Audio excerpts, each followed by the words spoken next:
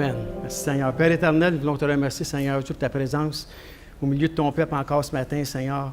Merci Seigneur Dieu, que ton nom soit sur moi, ô Dieu, et merci Seigneur, que les cœurs soient ouverts afin de recevoir ta parole, ô Dieu, que par nos vies, nous puissions te glorifier partout où nous allons, dans le précieux nom de Jésus. Amen. Merci Seigneur. Amen. Amen. Vous savez, je remercie les personnes qui ont apporté des denrées ici. Le dimanche, c'est dimanche prochain. Mais à la dernière limite, comme ça, des fois, on dit c'est le 30, c'est aujourd'hui, c'est la semaine prochaine. Mais merci encore. Fait que dimanche prochain, on ramasse les denrées ici une fois par mois.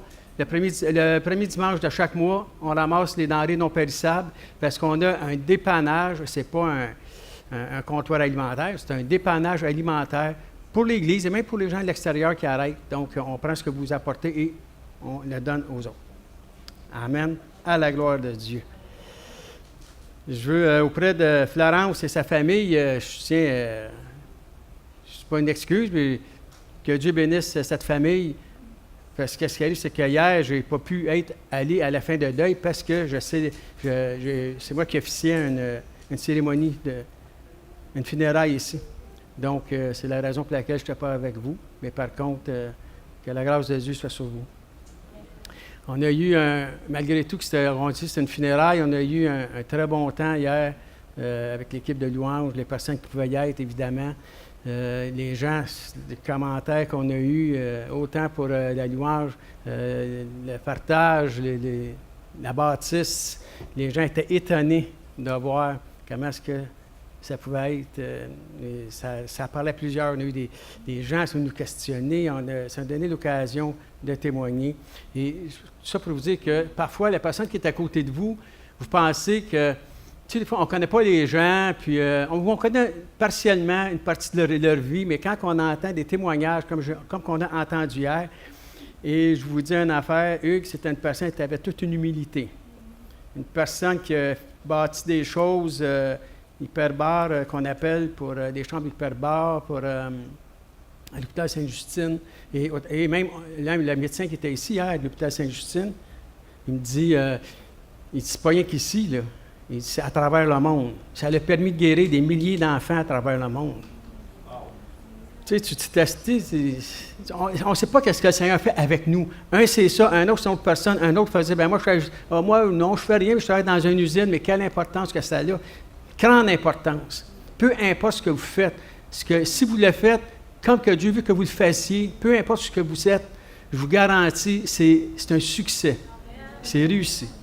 Donc, faites attention à la personne qui va rester, que vous parlez des fois. Tu vois, je n'ose pas y parler. Et ça me rappelle, j'étais à Montréal, et puis il y avait une personne, un petit couple qui semblait vraiment, comment je pourrais dire, bien ordinaire. Hein? Et puis, mais les gens, n'étaient pas comme portés, ils voyaient un pasteur, ils voyaient un chef d'entreprise, ils voyaient, mais c'était un petit couple-là. Jusqu'au jour où il faisait partie de ma cellule. Puis à un moment donné, on avait fait un chant à la cellule ensemble. C'était bien. Et puis lui, il avait dit aux gens comment ça passe. Il était architecte. Quand ils ont su qu'il était architecte puis qu'il travaillait pour l'agence spatiale, je vais vous dire qu'il y a une affaire, le monde l'attendait pour lui donner la main. T'sais? Mais avant ça, il ne donnait pas quand il rentrait, en tout cas. Fait qu'on faut faire attention des fois à qu'est-ce qu'on peut voir. Mais ce n'était pas le but de la prédication. On continue le mois de la prédication. Vous savez, le thème, c'est « Combattre dans la prière ». Et j'ai mis un titre à cette chose, ça dit « Que veut dire combattre dans la prière ?» On est bien beau dire « combat dans la prière », mais c'est quoi combattre dans la prière? Donc, combattre dans la prière, c'est persévérer à prier. C'est ça le combat. Parce que tu lâches vite, là. Persévérer, même si tu ne vois pas de résultats. Et c'est là que commence vraiment le réel combat. Quand tu pries pour une chose, puis là, puis là, tu ne vois pas encore de résultats. La majorité des gens vont abandonner. Ils vont se décourager au lieu de persévérer. Mais le secret, c'est de persévérer. C'est ça le vrai combat. C'est de persévérer dans la prière.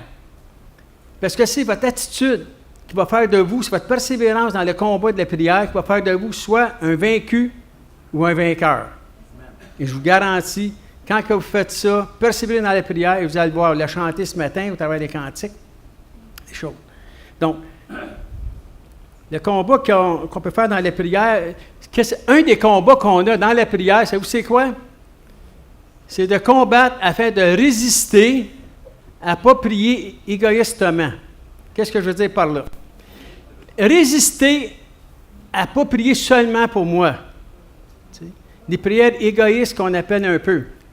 À chaque fois qu'on prie, c'est pour moi, Seigneur, je vais avoir une femme, Seigneur, je vais avoir un mari, Seigneur, je vais avoir une maison, Seigneur, je vais avoir un auto, Seigneur, parce que j'en veux bien des affaires. Mais tu n'as pas prié pour rien d'autre. Tu n'as pas prié pour ton frère, ta soeur. Oui, j'ai prié pour, j'ai dit, Seigneur, touche-les. Mais Seigneur, tu sais, gars-moi, là. T'sais. Et ça, quand on est en prière, c'est un combat. Pourquoi? Parce qu'on est porté à revenir tout le temps. On commence à prier pour un besoin mentionné, puis là, on est là. Puis on revient, mais on s'aperçoit, après peu de temps, qu'on est déjà revenu à prier pour nous, pour nos besoins personnels.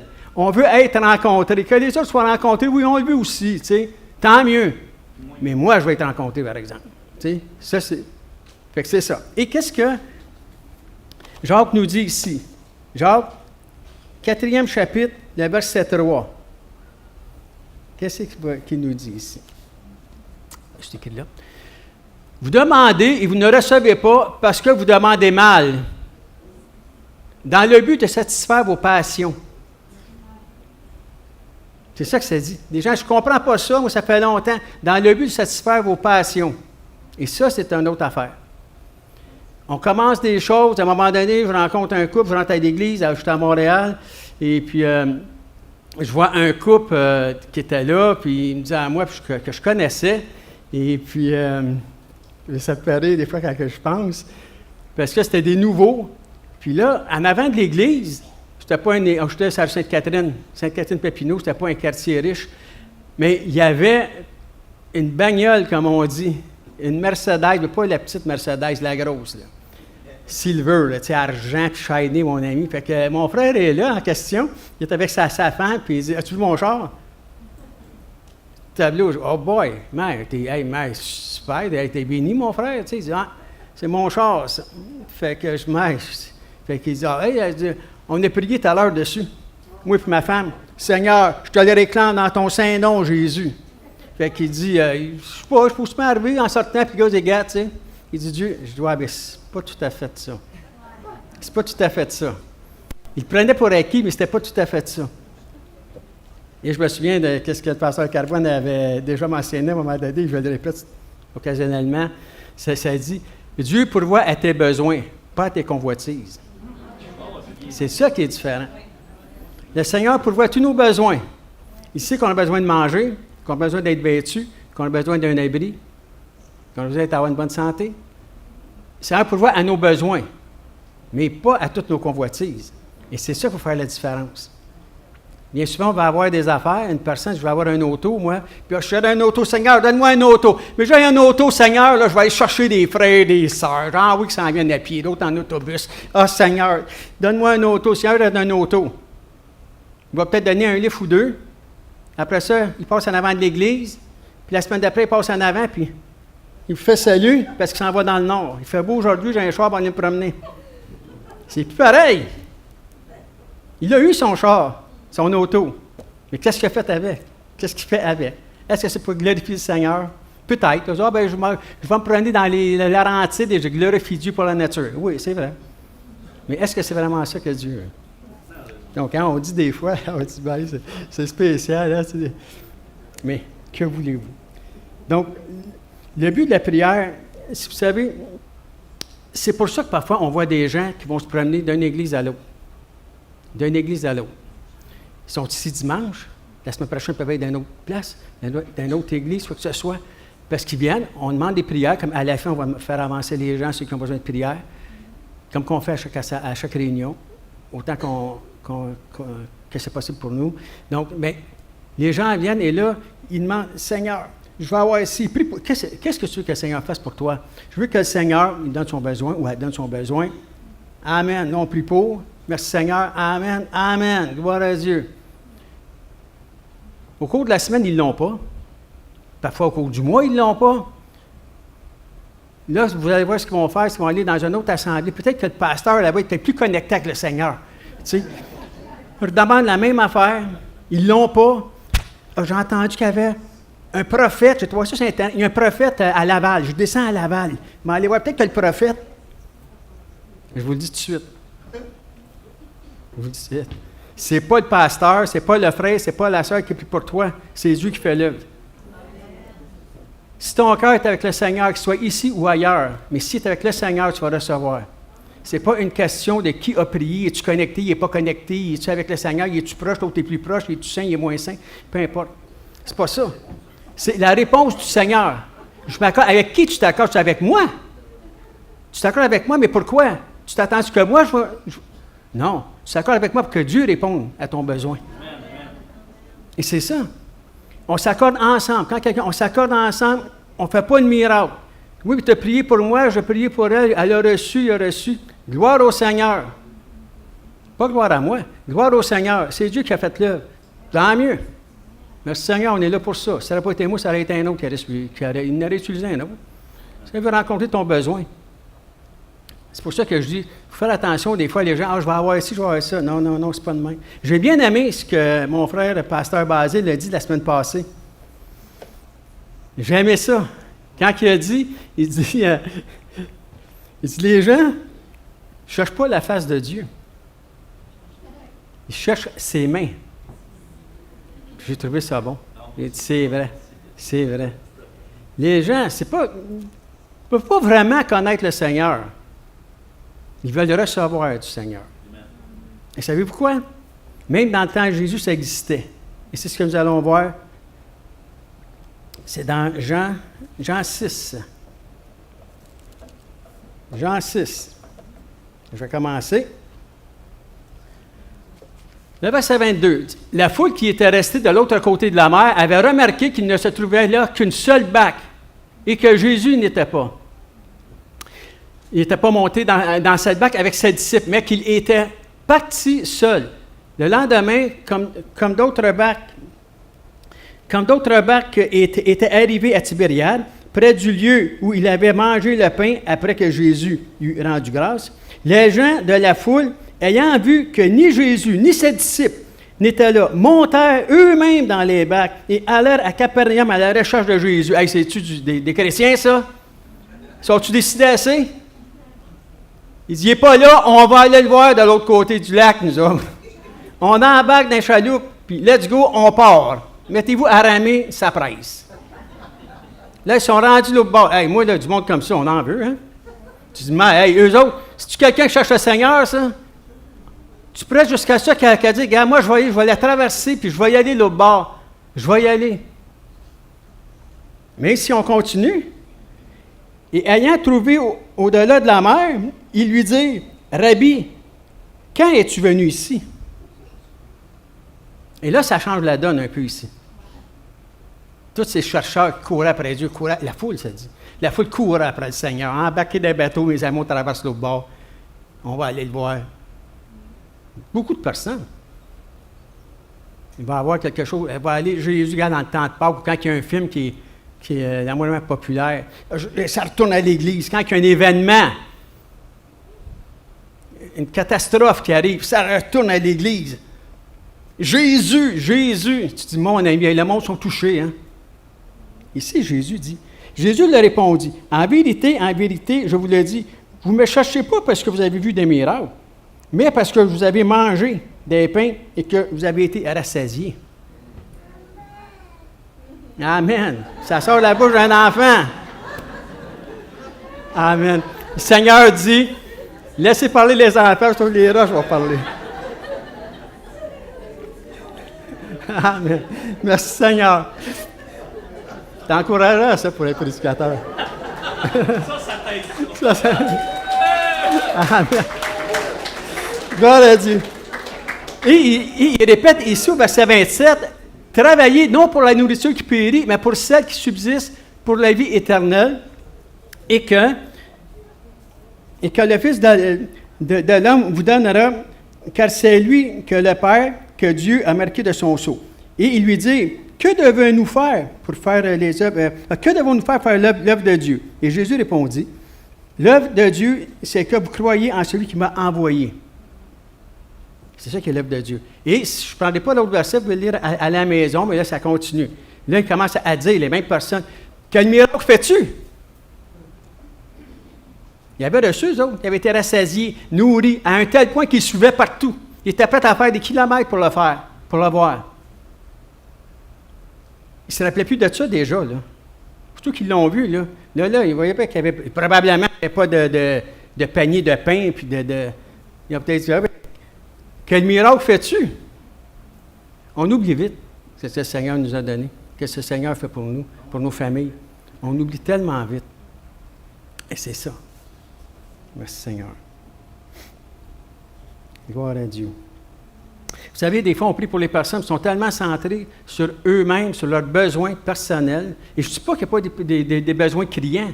Il y a des besoins criants. Tu n'oses pas penser à autre chose. C'est de la misère, tu veux t'en sortir. Tu essaies de prier pour d'autres choses, tu essaies de chanter, mais ça ne te revient toujours. Oui, c'est possible et c'est vrai. Mais il ne faut pas que ce soit tout le temps comme ça. Tout le temps comme ça.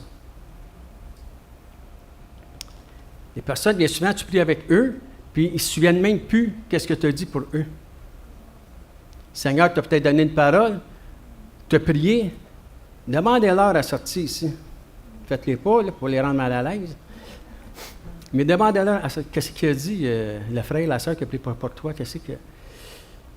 Parce qu'ils n'ont pas écouté ce qu'ils ont dit. Ils écoutaient leurs besoins. Il va-tu me donner, il va-tu me donner, il va-tu me donner, il va-tu me donner. On parle de donation. Et là, je fais une petite entrave. Pas une entrave, mais une parenthèse, si on veut, dans le sens de dire que les personnes, hein, quand on dit, on parlait de dîme tantôt, hein, et je me rappellerai toujours un enseignement, vous dit, je reviens souvent avec le pasteur Carbone, parce que c'est sûr, j'étais 30 ans avec, et on a encore des bons contacts ensemble, évidemment. Et puis, à un moment donné, je me rappellerai toujours de ça, ça m'a toujours rappelé. Il dit, on parlait de l'argent, par exemple, tantôt pour la dîme. Il dit, de l'argent, il y a deux choses. Ça peut être ton meilleur serviteur ou le pire des maîtres. Et c'est ça qui arrive. Il dit, moi, j'aime mieux être la main qui fait ça que la main qui fait ça. Et ça m'a toujours resté. J'ai dit, c'est vrai, Seigneur. Donné vous sera donné. Et ça, c'est, dans les prières, c'est la même affaire. Donnez du temps dans la prière, consacrez-vous, combattez à la prière, et vous allez voir que ça va être des choses qui vont arriver, c'est différent. Et maintenant, peut-être que des gens vont dire, oui, mais moi, je n'ai pas de combat, là, dans la prière, je prie. Non, moi, je ne connais pas ça. Ça fait 5 ans que je travaille à la même place, je ne savais même pas que je suis chrétien. OK. Même ma famille ne sait pas que je suis chrétien, moi. Moi, je ne sais pas ce que tu veux dire, le combat. Jésus dit, tu es la lumière du monde. La lumière, tu la laisses pas en dessous de la table. Tu la mets ça à la table, fait que tout le monde soit éclairé. Le message que je vous ai donné, c'est fait de toutes les nations des disciples. Partage la bonne nouvelle. Dis qu'est-ce que tu as... Moi, je ne sais pas quoi dire, je ne connais pas la parole. Dis qu'est-ce que Jésus a fait dans ta vie. Tout simplement. Tu n'as pas besoin de connaître la Bible d'un couvert à l'autre. Là. Qu'est-ce que Jésus a fait pour toi dans ta vie? Ouais, pendant qu'une semaine. Qu'est-ce qu'il a fait cette semaine pour toi? Ça fait 1 mois, ça fait 1 an, ça fait 10 ans. Qu'est-ce qu'il a fait? C'est sûr que si tu ne confesses pas Christ, si tu ne marches pas, tu vas avoir des... Tout à fait, ça se peut que tu aies des combats. Mais si jamais, je vais juste voir un affaire, excusez-moi. OK. Si jamais vous n'avez pas de combat, Jésus nous a donné une autre chose pour en avoir. Hein? Il nous donne des combats. Il nous aide à combattre dans la prière. Et on va aller voir ça ensemble dans Matthieu 5, 44. Matthieu 5, le verset 44. OK, je vais vous le lire. Matthieu 5, le verset 44. Mais moi, je vous dis, aimez vos ennemis. Ça, tu commences à y penser, là. Bénissez ceux qui vous maudissent. Faites du bien à ceux qui vous haïssent. Oh! Ça fait mal, hein? Et priez pour ceux qui vous maltraitent et qui vous persécutent. Fait que si vous n'avez pas de combat, vous allez commencer à en avoir. Là, comment ça va bien là? Attends un peu, là. Le gars à ma job, là, Il ne me lâche jamais. Je vais prier pour. Là, je vais le bénir. L'autre personne me fait toutes sortes de misères. Le voisin, il n'arrête jamais. Je vais le bénir. Comment je peux faire ça? Il est mal pris. Hey, tu veux le gars là bas? Hey, tu as dit qu'il est pogné avec son échelle. Ah, qu'est-ce que tu veux? C'est ce gars. On va l'aider. Il m'a traité de tous les noms. Il va tenir son échelle, au moins il va tomber. Ouais, OK, là, je commence à prier là-dessus. Et combien de choses qu'on peut avoir? Tu te dis, tableau, qu'est-ce que je vais faire? Il vous persécute. Le gars, il me persécute, il ne me lâche pas. Hein? J'avais un de mes beaux-frères dans même, là, je l'avais déjà mentionné, je ne le répéterai pas tout. Juste dire vite fait, pour ceux qui n'étaient pas là. Je ne voulais même pas qu'il vienne au Seigneur. Il ne me lâchait pas. À chaque fois qu'il arrivait dans la famille, c'était de ridiculiser le Seigneur, me ridiculiser devant le monde, puis c'était un gars qui était assez costaud et assez fort, parce que tu tableau. Mais je ne vais pas. Puis là, il était impressionnant. Fait qu'il était impressionnant devant le monde, parlait fort, puis le niaisait, parlait en niaiseux les affaires. Et le monde, ça lui donnait. Fait que quand ma sœur a dit, mais les dons, c'est la liste de prière, je dois dire, je vais aller tout si tu veux, moi, je ne le mettrai pas. Je veux pas pantoute qu'il soit là. Je dis ça, je veux pas qu'il soit là. Qu'est-ce qu'il va faire en haut? Le tableau, je dis, il ne me lâchera pas. Non, je vais essayer de le voir ici. Écoute bien, là. Oui, bien, elle dit, Richard, le Seigneur veut que tout soit sauvé. Ben, OK, en tout cas, OK, c'est vrai. Il est sauvé, mais qu'il soit sauvé, mais qu'il soit bien loin, parce que. Elle dit, moi, je vais le mettre sur la liste de prière, ben, je me lis. Un rough. C'était pas qu'un os de pique. Mais à un moment donné, je pense que ça a pris 6 mois, peut-être moins que ça même, il est venu au Seigneur. Il appelle ma femme, il dit, y a-t-il une prière chez vous à soir, parce qu'on faisait une cellule? Elle dit oui, et je vais y aller. Moi, je vais aller, voyons. Si tu veux la date, c'est le 1er avril. Il nous niaise, le gars, là. C'est vrai, c'est le 1er avril. Ben, je n'ai pas pensé à ça. Elle dit, il avait l'air sérieux. Ben oui, mais je voyons, là, c'est plein d'autres affaires, là. Je vois arriver son auto. Ben, j'ai dit tableau.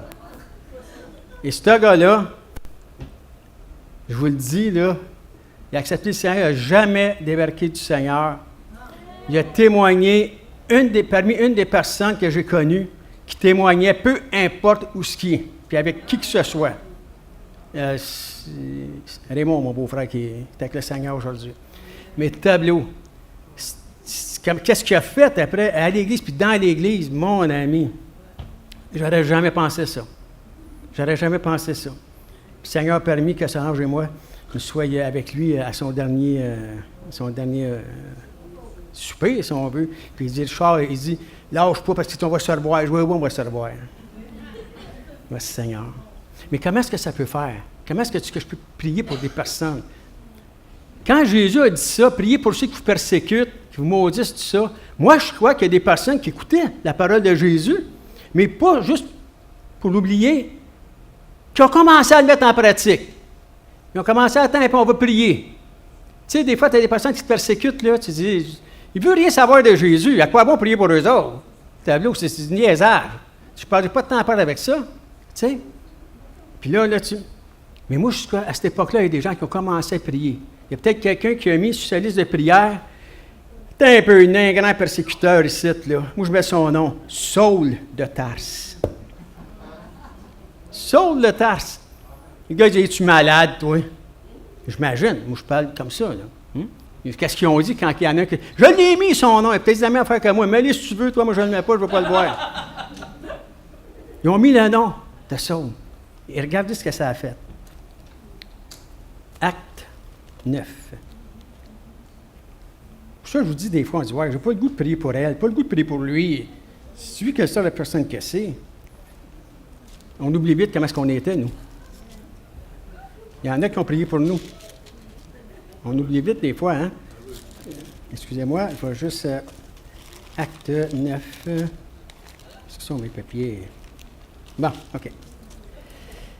Et si je commence ici, je vais aller rapidement parce que je ne veux pas prendre trop de temps, mais je veux juste qu'on voit l'importance que ça peut avoir quand tu pries pour une personne, que peu importe, si tu penses sais, qu'il n'y a pas rien à faire avec cette personne-là. Mon enfant ne veut rien savoir. Ma fille, elle m'a dit, je te parle plus. Elle m'a même tout fait cracher sa Bible.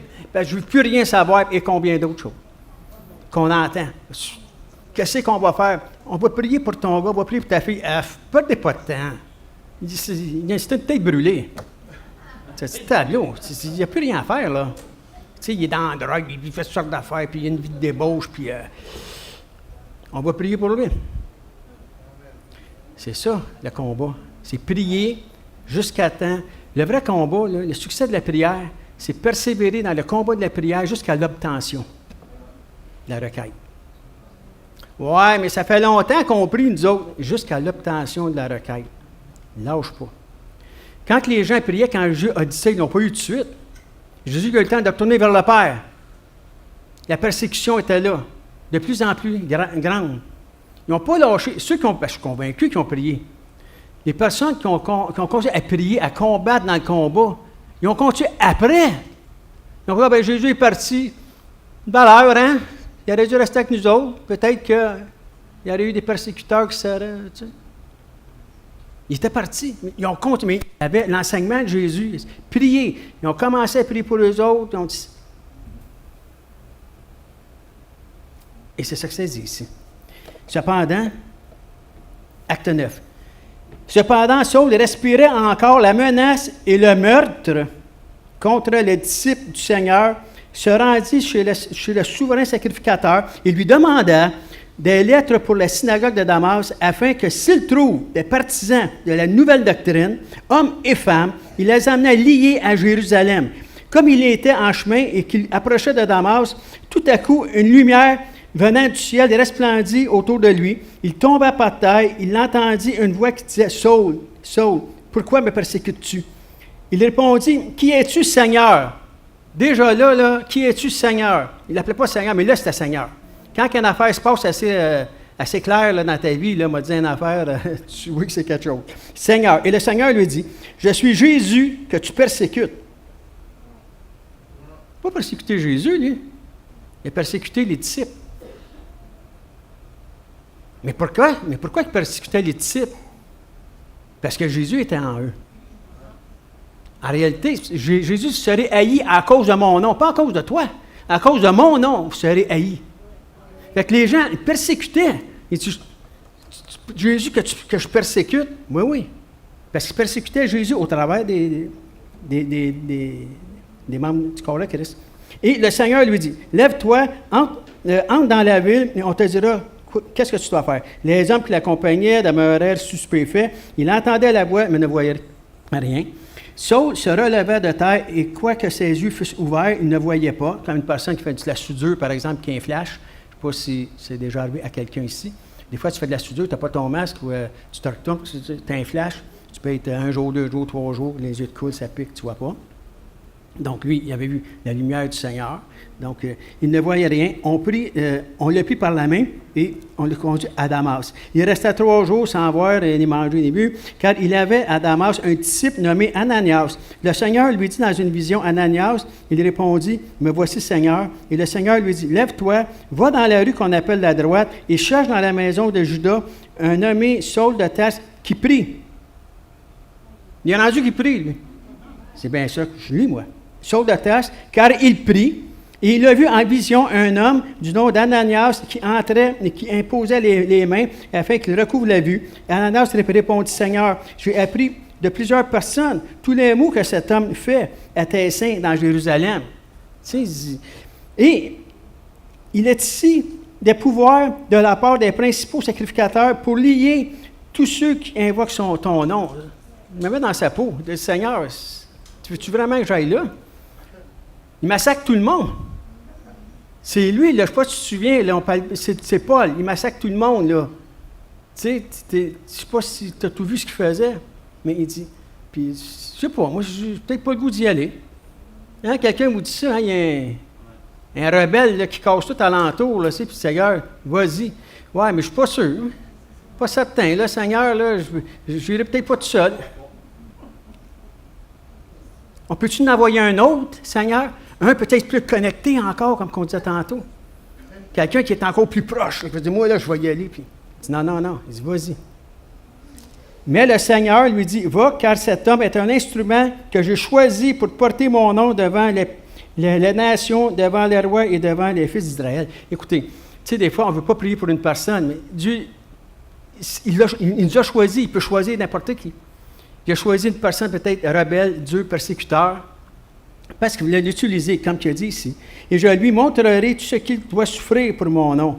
Parce que quand Paul, il avait quand même, dans la hiérarchie, il montait en tableau, lui. Ça dit qu'il était le plus connaissant de son âge, de son peuple, le zèle qu'il avait, la fougue qu'il avait. Extrêmement connaissant. Donc, le gars, la personne, il y avait quelque chose pour lui.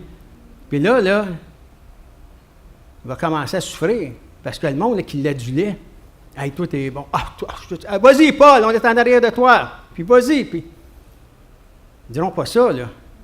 Ils diront pas ça. Ils vont vouloir te détruire. Fait que des fois, tu dis, je vais prier pour les personnes. Oui, mais, tu sais, qu'est-ce que le monde va dire? Donc, Ananias sortit, et lorsqu'il fut dans la maison, il imposa les mains à Saul en disant, « Saul, mon frère. » Il a peut-être dit seulement, « Saul, mon frère. » Je sais pas, là.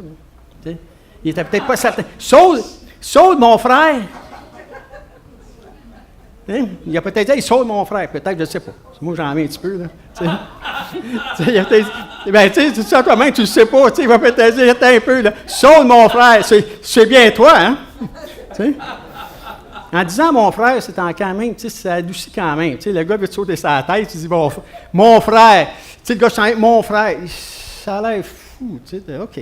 Ça a l'air fou de t'étouffer. Bref. Fait qu'il dit ici, Saul, mon frère, c'est déjà son frère. Le Seigneur Jésus qui t'est apparu sur le chemin par lequel tu venais m'a envoyé pour que tu recouvres la vue et que tu sois rempli du Saint-Esprit. Au même instant, il tomba de ses yeux des écailles, il recouvra la vue et il fut baptisé. Il va y avoir un baptême ici le 7 juillet.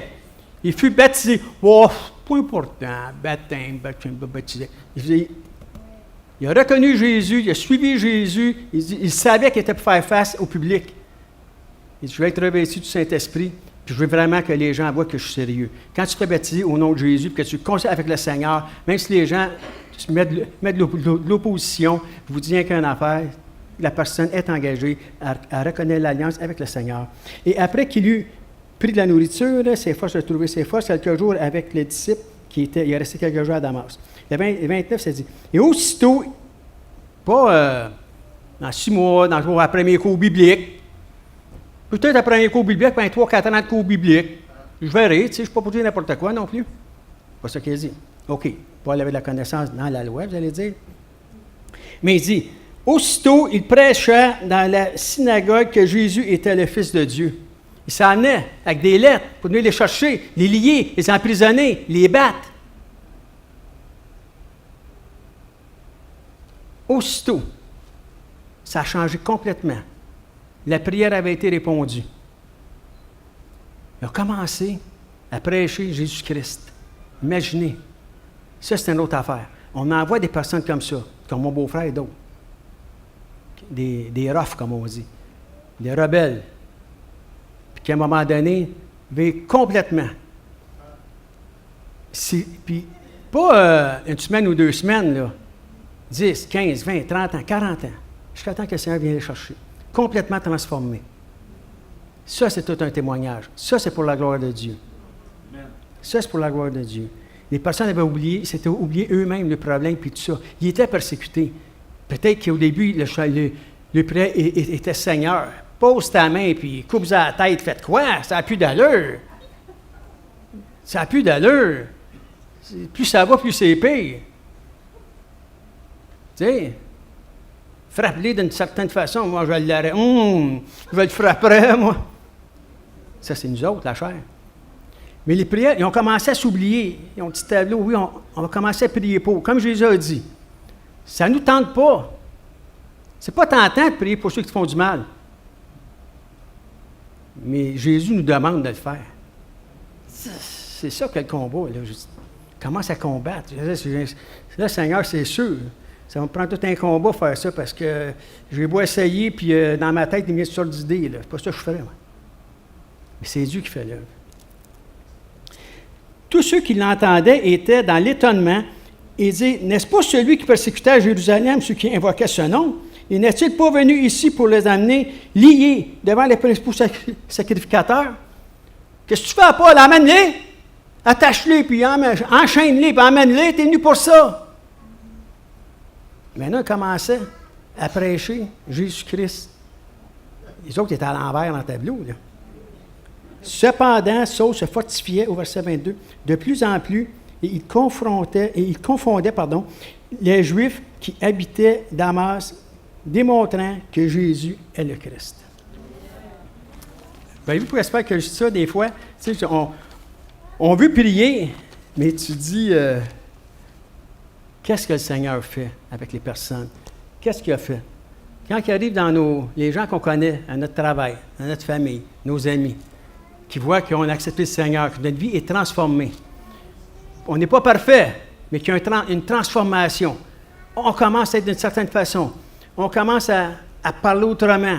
On commence à moins blasphémer. On commence à moins se batailler. On commence à moins voler. On commence plus à travailler. On commence à tendre la main à l'autre. On commence à... C'est un changement. C'est pour la gloire de Dieu. On s'oublie soi-même. Jésus disait dans Jean 15, je crois, il disait, il n'y a pas de plus grand ami, il n'y a pas de plus grand amour que de donner sa vie pour un ami. Donc, c'est ça. Fait que là, c'est quoi? Seigneur, je suis ton enfant, je t'ai dit, rentre dans mon cœur, sois le Seigneur de ma vie. Mais est-ce que c'est vraiment le Seigneur de ma vie? Est-ce que je le laisse vraiment diriger? Quand il me demande de prier pour une cause, même si moi, je ne suis pas d'accord, même si ça vient branler mes émotions, est-ce que je vais le faire? Est-ce que je vais faire mon prix pour lui, là, puis OK, on passe à d'autres choses? Ou si vraiment, je prends un temps, puis j'essaye de voir qu'est-ce que Dieu peut faire avec cette personne-là. Si Dieu a fait avec moi, comme que j'ai été, qu'est-ce que Dieu m'a transformé aujourd'hui? Il peut faire avec n'importe qui. Et c'est pour ça que c'est important. Mais si on ne persévère pas dans les prières, je vais vous dire rien qu'une chose, ça peut être difficile, parce que aussitôt qu'on cesse de combattre, savez-vous quoi? C'est comme si on donnait des forces à l'ennemi. Vous êtes au combat, vous en allez au front, on est au front. Quand on prêche le Seigneur, quand on marche avec le Seigneur, dans ce monde déchu dans lequel nous vivons, on est face à l'opposition constamment. La vague s'en vient vers nous, on avance dedans. On dit tableau, ça prend vraiment de la prière, de la persévérance. Et c'est pour ça qu'il y en a beaucoup qui changent, qui vont revirer de bord à un moment donné. Ils vont dire, là, la pression est trop forte, là, moi, je change de bord, je revire. Mais c'est pas ça du tout. Les gens vont cesser de prier. Ça fait longtemps que je prie pour ma guérison, pour ma délivrance, pour ma restauration, pour mon couple, pour mes enfants, pour peu importe, toutes les situations, pour la paix dans le monde. Pour toutes les situations. Puis je vois que continue. Et c'est là qu'on commence à combattre. Il y avait, vous allez dire, ça n'a peut-être pas rapport, c'est au côté physique. Plusieurs personnes ici, j'imagine, connaissent l'acteur, le culturiste vedette Arnold Schwarzenegger, tu sais, qui est bâti à peu près comme moi. Bien, je dis pas. Moi, je regarde toujours vers le plus. Dieu n'a pas fini avec moi. Dieu n'a pas fini avec moi. Si tu regardes dans le miroir, tu vois que tu es en transformation. Je suis en transformation constante. Mais tout ça pour dire que cet acteur disait à un moment donné, les gens, ils demandaient comment ça se fait que tu te démarques bien plus que les autres. Puis tu sais, il dit quand que je suis plus capable, là, quand que je fais mes exercices, je m'entraîne constamment, quand que je suis vidé, là, c'est là que je commence à travailler. Là, je continue, puis là, je continue. Puis c'est ça qui était le secret. Puis là, j'ai gardé ça tout le temps. Puis je dis, en prière, c'est la même affaire. Un chrétien, c'est la même affaire. C'est un combat qu'on a. Quand on est épuisé, qu'on dit, il me semble que je ne suis plus capable, je ne vois plus ce que ça va donner, je ne sais plus quoi dire, j'ai tout dit ce que je pouvais, là. Y a-t-il d'autres choses à ajouter? Mais je continue à prier quand même. Je vais redoubler d'ardeur. C'est pire. Depuis que je ne prie pas, c'est pire. Je vais continuer. Je ne me laisserai pas abattre comme ça. Seigneur, je m'ai promis la victoire, je vais aller la chercher. Je vais aller la chercher. Je vais persévérer. Les gens vont laisser, vont arrêter de prier. Ils vont arrêter de lire la parole de Dieu. Ils vont arrêter d'aller à l'église. Ils vont arrêter d'avoir des contacts avec les frères et sœurs parce qu'ils sont... Mais tu continues. Tu continues. C'est ça qui est important. Et ici, Jésus, qu'est-ce qu'il nous dit dans ce domaine, dans Matthieu 7?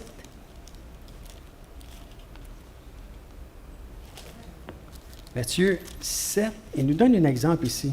C'est Jésus. C'est pas Richard Garriépi, là, c'est Jésus. Je suis bien content que ce soit lui. Matthieu 7, au verset 7, il dit, « Demandez et l'on vous donnera. » C'est simple. « Cherchez et vous trouverez. Frappez et l'on vous ouvrira. » Les gens cessent. Demande encore. Demande. Continue à demander. Cherche pas bien, bien. Cherche, mais pas pour la bonne raison. Comme Pasteur Vasile disait. Cherche pas la face du Seigneur. Afin de connaître le Seigneur, de s'approcher de lui, de se laisser transformer par le Seigneur. Le Seigneur va me transformer. Je vais saisir des choses. Je n'ai pas grande connaissance au niveau spirituel. Seigneur, tu sais, je viens d'un monde déchu. Maintenant, qu'est-ce que je fais? Je veux parler avec toi. Je veux avoir des choses, mais je ne comprends pas. Mais je n'ai pas grande expérience avec le Seigneur. Cherche. Apprendre à connaître. Apprendre à connaître. Je parlais de Hugues tantôt, qui est un chercheur, qui est partout à travers le monde. Peu le savent ici. Peu le savent ici. Quand il a connu le Seigneur, autant qu'il cherchait dans les scientifiques, il n'a pas lâché pour autant, mais comme il cherchait dans les scientifiques, il a fait la même affaire parce que c'était dans sa nature, de chercher, de découvrir, de faire des recherches, de voir la vérité, de voir qu'est-ce qu'il y en est. Et il est attaché de plus en plus au Seigneur. Chaque soir, il n'y a pas un soir que sa femme me dit, il n'y a pas un soir qui n'est pas en prière. Il n'y a pas un soir, peu importe des conférences à travers le monde, partout, il n'y a pas un soir qui garde un temps que le Seigneur prie pour ses proches, prie pour l'Église, prie pour les gens, combat, malgré tout. Il n'a pas besoin d'être ça, le gars. Il fait une belle vie, il connaît, il est adulé où ce qu'il va, tout le monde. Connecté avec son Dieu. Et ça, c'est ça qui fait la différence. C'est ça que je disais au début tantôt. C'est ça qui va faire de toi un vaincu ou un vainqueur. Si tu continues, tu t'en vas à la guerre, tu es au front, tout ça, puis tu décides, là tu avances, tu vois que le camp ennemi s'approche, tu reviens de bord, puis tu t'en vas, tu laisses les autres là-bas combattre tout seul. T'as vu, pas grand-chose. Mais qu'il y ait la victoire, là, tu vas peut-être mal à l'aise d'aller célébrer avec eux autres. C'est pour ça qu'on dit avec le Seigneur. Et il dit, frappez et l'on vous ouvrira. Tu frappes. Un autre endroit, hein, Jésus donne un exemple qui dit, celui qui frappe toute la nuit, donne-moi du pain pour moi. Donne-moi un pain, j'ai la visite qui est arrivée. Tu sais. On est couché. Donne-moi un pain. Viens pas nous déranger. On est déjà couché. Il dit, la personne en question va se lever et va y en donner. Juste pour qu'il arrête de l'importuner. Il dit, fais la même affaire. Demande. Jésus dit, demandez, vous recevrez. C'est ce qu'on fait. Je demande. Je continue. Je ne vois pas la réalisation. Je vois aucun résultat. Ça avance pas vite. Mais Seigneur, je continue et je persévère. Je fais comme Paul. Persévère jusqu'à la fin du combat. Il dit, et maintenant, je sais que c'est toi qui vas le donner. Il dit ici au verset 8, car quiconque demande reçoit. Celui qui cherche trouve, et l'on ouvre à celui qui frappe. Je te le demande, ça fait longtemps, Seigneur, ça fait 5 ans, 6 ans, 8 ans, 10 ans, 20 ans, je ne sais pas. J'ai vu des résultats à certaines affaires, oui, mais ça, je ne l'ai pas. Ça, là, continue, lâche pas. Des gens vont dire, mais si je... Ouais, mais là, tu dis des prières égoïstes. Si je prie pour ma santé, c'est égoïste, ça? Si je prie pour mes enfants, c'est pas moi, c'est égoïste, ça? Non, c'est pas la même chose. C'est pas pour une passion, là. C'est ton cœur d'amour qui veut ça. Ta santé, la Bible dit dans 3 Jean 2, je crois, ça dit, je souhaite que tu, bien-aimé, je souhaite que tu prospères à tout égard, que tu sois en bonne santé, que tu prospères à tout égard, comme prospère l'état de ton âme. Comme prospère l'état de ton âme. Comme dans la prière la semaine passée, que le Seigneur nous a montré. Pardonne-moi mes offenses. Pardonne-nous comme je pardonne. Pardonne-moi, Seigneur, comme je pardonne aux autres. Et ça, c'est la même affaire. Je veux que tu sois en bonne santé, que tu prospères à tout égard, comme prospère l'état de ton âme. Si tu veux que ton âme prospère, reste dans le Seigneur. Continue à t'approcher de Dieu. Ne cherche pas à être rencontré dans tes désirs. Oui, le Seigneur, il sait qu'est-ce que tu as, tant mieux. Parce qu'il répond à nos besoins, mais il nous bénit en plus. Il nous donne au-delà de ça. Il dit, je vais te donner ça, je vais te donner encore plus. Ah ben, tableau. Merci Seigneur. Tu sais, on sait que nos enfants ont besoin de quelque chose. On va lui donner le nécessaire. On va travailler pour qu'il y ait de la nourriture, comme je disais tantôt, qu'il y ait tout. Puis si on a un petit peu de overtime sur temps, qu'on a un petit peu plus d'argent, on va peut-être dire, on va vous gâter, on va se faire une pizza ou peu importe, puis on va aller manger un cornet à soir. Ah, hey, merci papa, merci maman. Vous imaginez, si on sait faire ça, nous autres, comment est-ce que Dieu ne peut pas faire plus?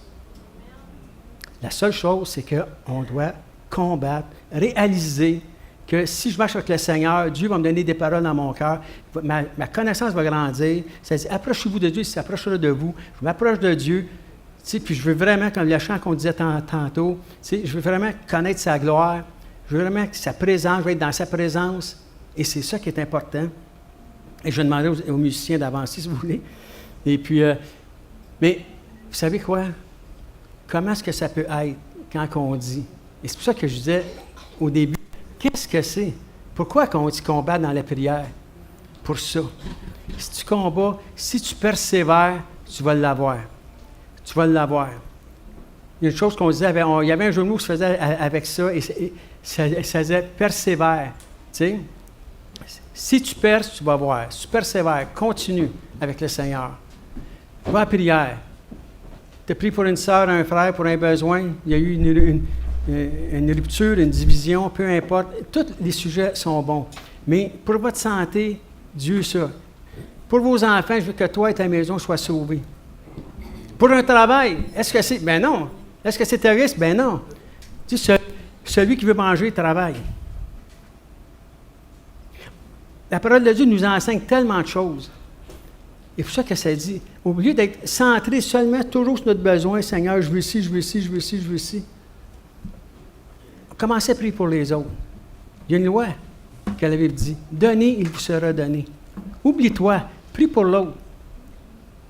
Si l'autre fait ça pareil, automatiquement, il va prier pour toi.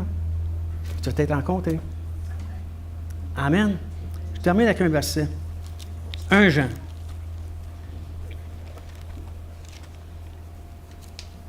Vous savez que c'est toujours une question de foi.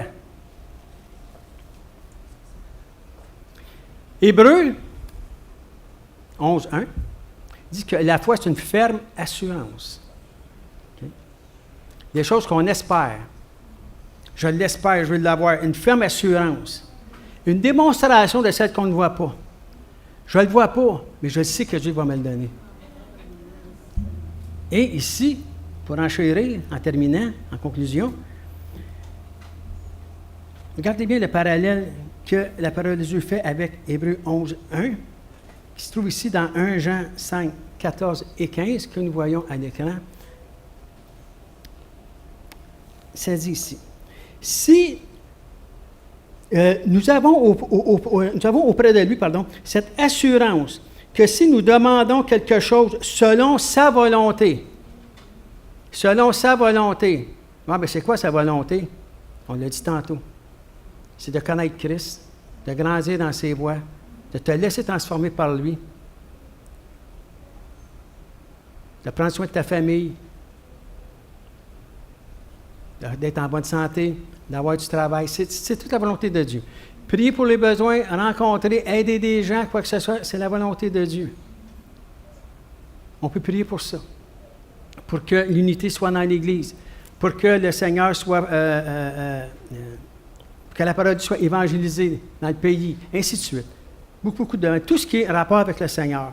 Et ça dit ici, selon sa volonté, il nous écoute, et si nous savons qu'il nous écoute, quelque chose que nous demandons, nous avons que nous possédons la chose que nous lui avons demandée.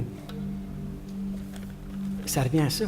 Ça dit, si nous demandons à Dieu, si nous croyons que Dieu est capable de le faire, qu'il a la capacité de le faire, qu'il a le désir de nous bénir, de prendre soin de nous, tout ce qu'on va lui demander, ça va te arriver après-midi. Gloire à Dieu.